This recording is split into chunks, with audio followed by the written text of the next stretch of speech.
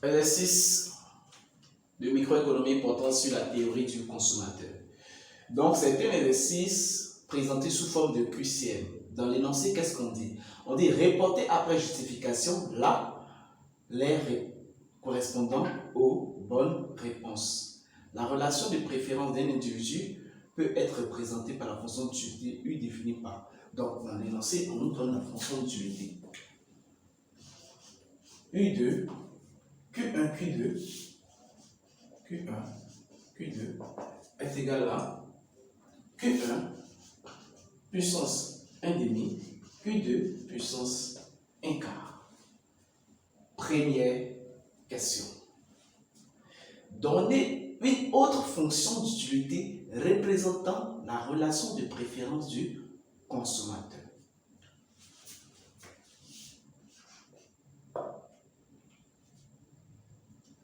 Donc, ici, le petit 1, on va voir si c'est A, B ou C. Donc, on va prendre notre fonction, ici. Qu'est-ce qu'on constate? Normalement, deux fonctions d'utilité représentent un même consommateur ou représentent les mêmes préférences pour un consommateur lorsque ces deux fonctions d'utilité aboutissent toujours au même TMS. Donc, une fonction d'utilité qui représente les mêmes relations de préférence d'un consommateur a toujours le même TMS avec cette fonction d'utilité. Ça, c'est à savoir. Maintenant, nous, dans notre contexte, on va justifier avec, on appelle ça, une transformation monotone croissante. Donc, on va prendre les différentes fonctions comme proposition et essayer d'obtenir la fonction de départ. On va commencer avec la première fonction. Pour le A, on dit Q1 puissance moins 1 demi, Q2 puissance moins 1 quart. Si on veut transformer, on voit que les deux sont négatifs. Donc les deux sont des inverses. Donc ça fait Q1 puissance 1 demi, Q2 puissance 1 quart, le tout puissance moins 1. Là, si on développe, ça revient à ça.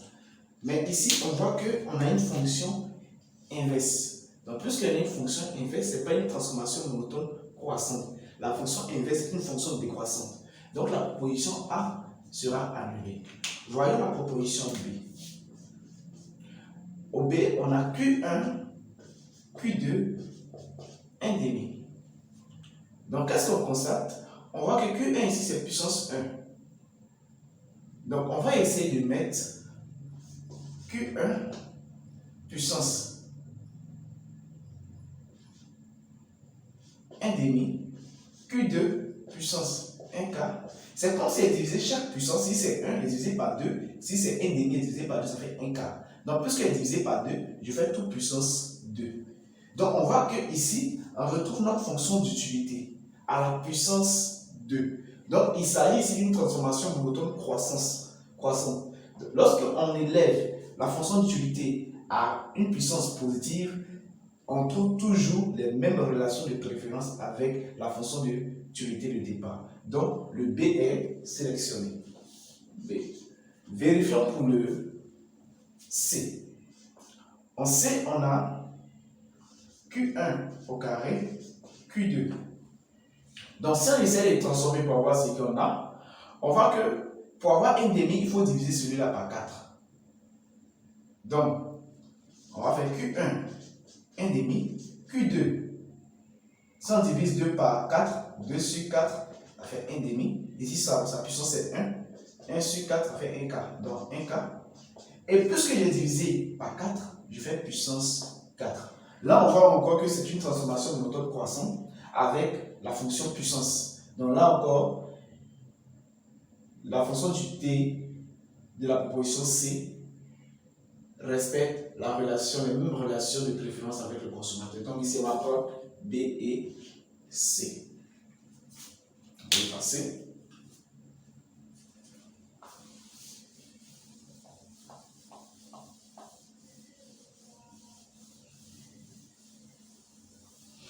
Allons maintenant pour la deuxième question.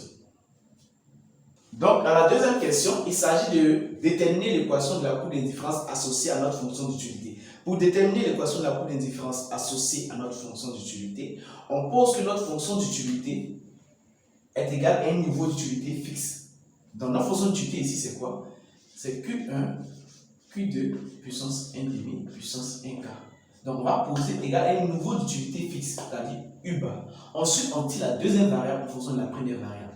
Donc, Q2 puissance 1 quart est égal à U bar, celui-là passe en bas ici, Q1 puissance 1 demi. Et pour enlever une puissance, on ne fait qu'élever à l'inverse. Donc, puisque c'est à 1 quart, pour enlever 1 quart, on va élever ça à la puissance 4. On a fait Q2 est égal à U bar sur Q1 1 demi puissance 4. Donc, qui est égal à, on peut réécrire, 4, on sait que c'est 2 fois 2, donc on va faire puissance 2, ici c'est U bar carré, quand le 2 rentre ici, ça devient Q1. Donc on a Q2 est égal à ça, et de manière transformée, c'est égal aussi à ça. Donc on va vérifier, le A n'est pas bon, le B n'est pas bon, le C vérifie. Voilà, donc on va conserver le C. Donc c'est le C, la question 2, on retient la proposition C.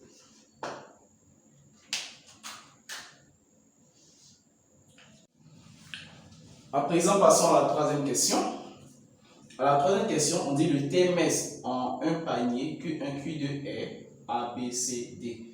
Donc on va chercher à calculer le TMS et on va comparer aux différentes propositions. Je rappelle le terme, la fonction d'abord.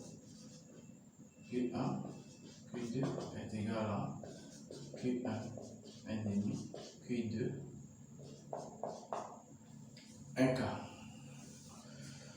Puisqu'il s'agit du TMS, on peut, comme je dis, pour simplifier, on peut prendre les différentes fonctions trouvées à la question 8. Mais pas aussi compliqué, on va partir avec ça. Donc, le TMS 1, 2 est égal à quoi? Le TMS à un panier, c'est-à-dire TMS économique, est égal à moins la variation des ordonnées, puisque ici c'est notre Q2 qui est notre deuxième bien, la seconde ordonnée, la variation des ordonnées par rapport à la variation des abscisses. Ça, c'est à partir du graphique. Maintenant, on sait aussi que le TMS 1, 2 est égal à quoi? Au rapport des utilités marginales. UM1. L'utilité marginale par rapport au bien moins bien égale à quoi? C'est la dérivée de la fonction d'utilité par rapport à Q1. Si on veut dériver la fonction d'utilité par rapport à Q1, je vous dis en même temps que la fonction est une fonction du type Cobb-Douglas, c'est-à-dire est de la forme K is exposant A is du exposant B avec AB supérieur à 0. C'est-à-dire on a un coefficient ici qui multiplie des variables qui se multiplient entre elles. Chaque variable a une puissance. Donc pour dériver ce genre de fonction, si je veux dériver par rapport à Q1, la puissance de Q1 ici c'est 1 demi. Donc j'écris 1 demi. Je recopie ma fonction d'utilité. Q1, 1 demi, Q2, 1 quart. Ensuite, je mets Q1 puissance moins 1, puisque c'est par rapport à Q1 je dérive. Si je veux dériver, calculer l'utilité marginale du bien 2, c'est dérive U par rapport au bien 2. La puissance du bien 2 c'est 1 quart, donc je mets 1 quart. Je recopie ma fonction.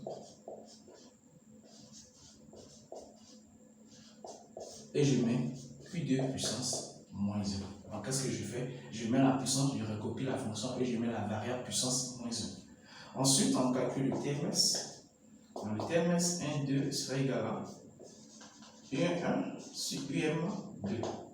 Donc, qu'est-ce que ça nous donne ici? Ça nous donne 1 demi de Q1 puissance 1 demi, Q2 puissance 1 quart, Q1 puissance moins 1 sur 1 quart, Q1 puissance 1 demi, Q2 puissance 1 quart, Q2 moins 1.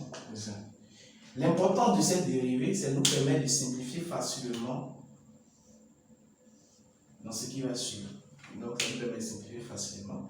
Ici, on a 1 demi sur 1K. Le 2 se simplifie et le 4 devient 2. Donc, on aura plus que. Donc, ici, il n'y a plus de 1 demi. Donc, ici, il reste 2 ici.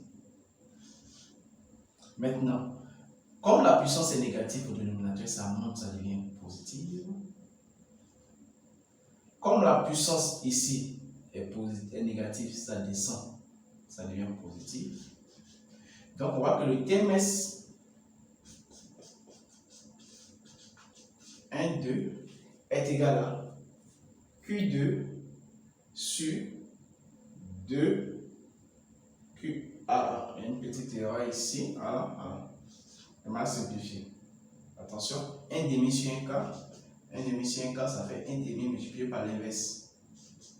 Voilà. Donc, il reste 2. Ce n'est pas 1 demi dans le 2 en haut. Ok.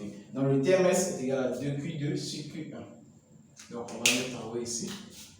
Est égal à 2Q2 sur Q1. Maintenant, on va regarder les différentes propositions. Le A est éliminé. Le B est éliminé. Le C est qualifié. Le D est éliminé. Donc, il s'agit ici de la proposition C. 3C. On va passer à présent à la 4e question.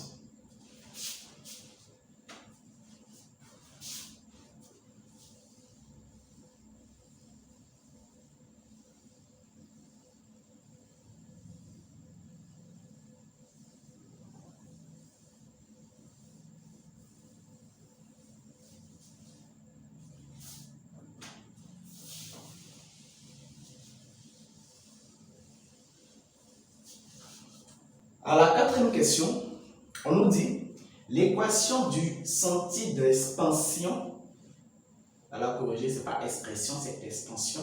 L'équation du sentier d'expansion pour P1, on nous dit P1 est égal à 3, P2 est égal à 1, et petit a, petit b, petit c, petit d. Donc on va déterminer l'équation du sentier d'expansion. C'est quoi l'équation du sentier d'expansion ou comment détermine-t-on l'équation du sentier d'expansion? Pour déterminer l'équation du sentier d'expansion, on se met à l'équilibre ou à l'optimum. Donc à l'équilibre, on a le TMS est égal au rapport des prix. Donc le TMS, qu'est-ce qu'on avait trouvé? On avait trouvé 2Q2 sur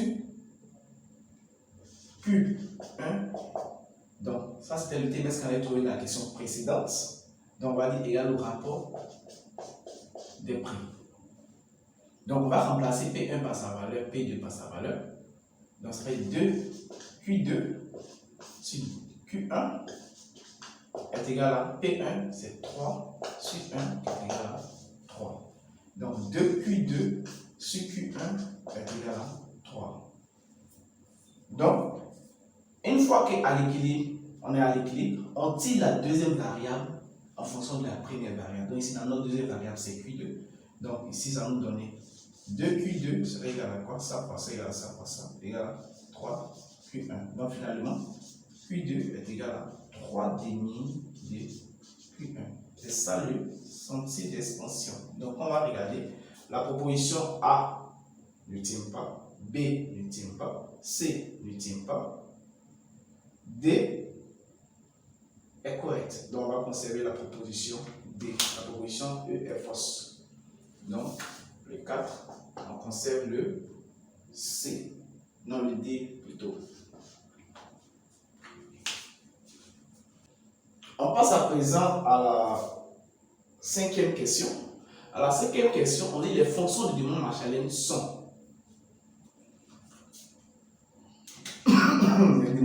Donc, on sait que à l'équilibre, on avait quoi? Le TMS qui était 2Q2 sur Q1 est égal au rapport des prix P1 sur P2. Dans la question précédente, on nous avait dit que le rapport des prix c'était 3-1. Donc on peut mettre 3-1, mais on ne sait pas si les questions sont liées, donc on va conserver simplement P1 sur P2. Donc ça, c'est à l'équilibre. Maintenant, pour déterminer les demandes marchandises, si on a le TMS égal au rapport des prix, on va faire une règle de croix. Donc on fait ça fois ça égale à ça fois ça. On va faire 2, Q2 et 2 est égal à quoi? Ça fois ça. Q1 et 1. Ça, c'est notre relation. Dans du TMS, on tire une relation entre Q2 et Q1, c'est-à-dire la première variable et la deuxième variable. Ensuite, on remplace cette relation dans la contrainte budgétaire. Je rappelle la contrainte budgétaire.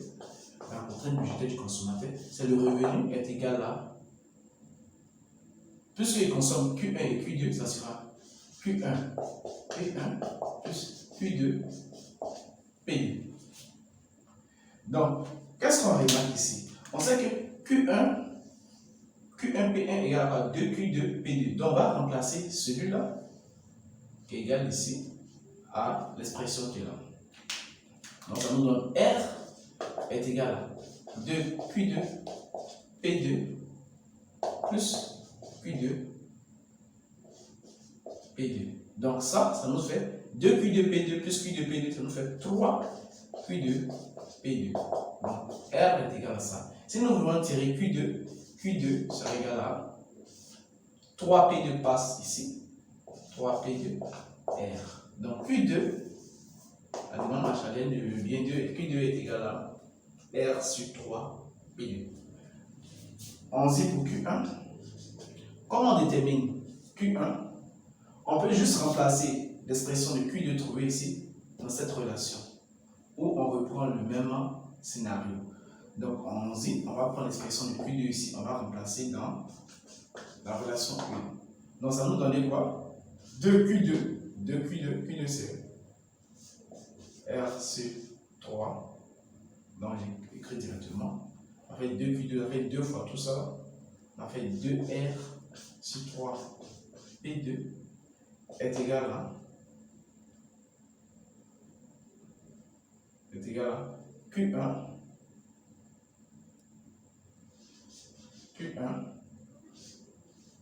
P1.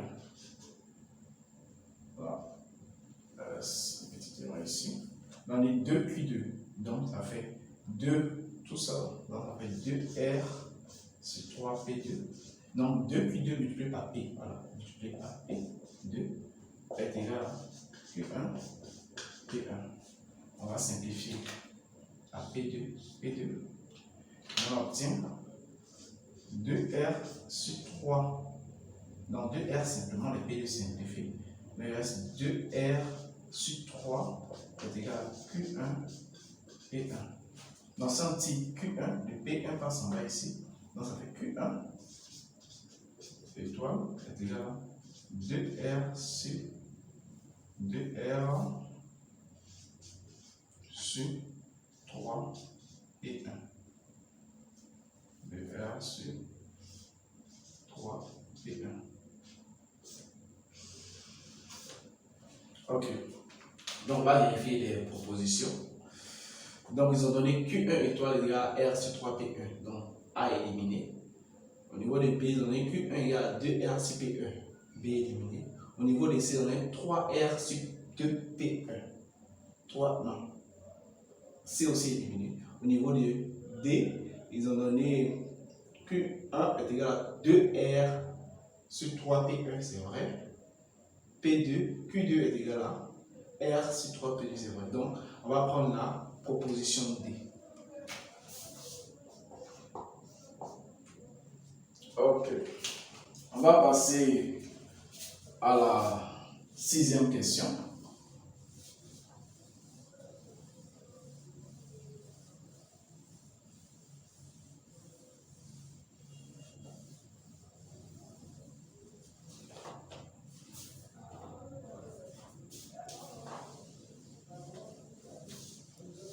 Ok, au niveau de la 6e question, qu'est-ce qu'on dit? On dit la fonction d'utilité indirecte est. Donc, on va déterminer la fonction d'utilité indirecte. Généralement, la fonction d'utilité indirecte est notée V de R, P1, P2. Et cette fonction d'utilité indirecte s'obtient en remplaçant les demandes marshaliennes trouvées dans la question précédente, dans la question 5 qu'on a abordée récemment. On prend ces demandes marshaliennes qu'on a trouvées et on remplace ça dans la fonction d'utilité. On sait que la fonction d'utilité, c'est Q1 puissance 1,5, Q2 puissance 1K. Donc, on va remplacer les demandes marshaliennes. Donc, ici, au lieu de Q1, on met Q1 étoile, Q2 étoile. Donc, on va remplacer chaque élément. Q1, c'était 2R sur 3 P1. Donc, ça fait ça, puissance 1,5. Q2, on avait trouvé R sur 3 P2. Donc, ça fait ici puissance 1K. Donc, on vérifie. La proposition A, 2R sur 3P1, 1,5, R sur 3P2. La proposition A est correcte. Vérifions la proposition B, fausse. La proposition C, 2R sur 3P1, excusez-moi, puissance 1,5, 3A, fausse aussi. La proposition D, fausse. Donc, on conserve uniquement la proposition A pour la 6e question.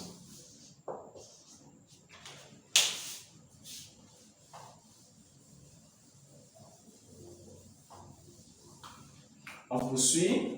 La dernière question, on nous parle de l'identité de Roy. Bon, ça c'est une définition. Hein. L'identité de Roy, pour le premier bien, Q1, ça fait moins la dérivée de la fonction d'utilité indirecte par rapport au prix, 1, divisé par la dérivée de la fonction d'utilité indirecte par rapport au revenu. Si on a Q2, la demande marshalienne, l'identité de Roy, va faire moins dérivée de la fonction d'utilité.